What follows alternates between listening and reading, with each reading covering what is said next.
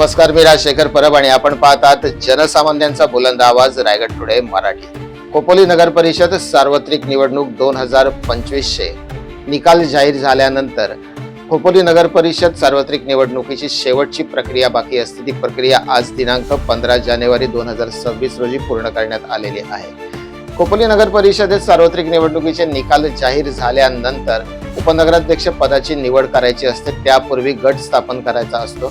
गट स्थापन केल्यानंतर उपनगराध्यक्ष पदाच्या उमेदवाराची निवड केली जाते व त्याचबरोबर स्वीकृत उमेदवारांची म्हणजे स्वीकृत नगरसेवकांची निवड केली जाते। आज दिनांक 15 जानेवारी रोजी खोपोली नगर परिषदेच्या खोपोली विकास आघाडी गटातर्फे उपनगराध्यक्ष पदावरती श्री विक्रम यशवंत सावळे यांची निवड करण्यात आलेली आहे। त्याचबरोबर स्वीकृत उमेदवार म्हणून खोपोली विकास आघाडीतर्फे भारतीय जनता पक्षाच्या सौ अश्विनी अत्रे यांची निवड करण्यात आलेली आहे। तर शिवसेनेचे दिनेश थोरवे यांची स्वीकृत नगरसेवक पदावरती निवड करण्यात आलेली आहे। त्याचबरोबर राष्ट्रवादी काँग्रेस पक्षातर्फे सुनील गोटीराम पाटील यांची स्वीकृत नगरसेवक म्हणून निवड झालेली आहे।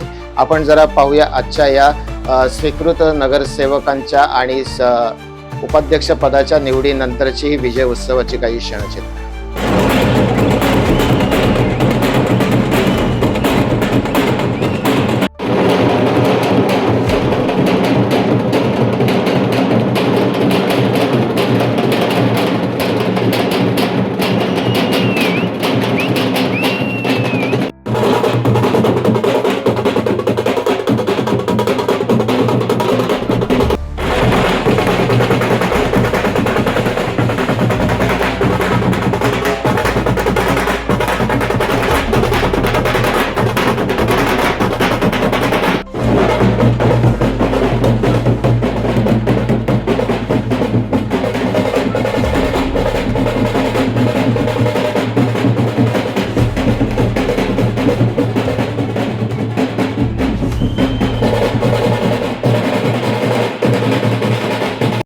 प्रथमतः सर्वांना जय महाराष्ट्र।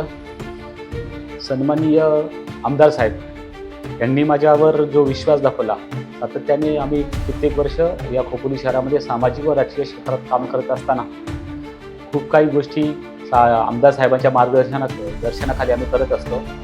त्याबद्दल ज्या खोपोली शहरातील ज्या पदाधिकारी असतील किंवा आमची महिला आघाडी असेल, या सर्वांनी माझ्यावर विश्वास ठेवून जे मला स्वीकृत नगरसेवकासाठी संधी दिली, त्या संधीचं मी नक्कीच सोनं करेल।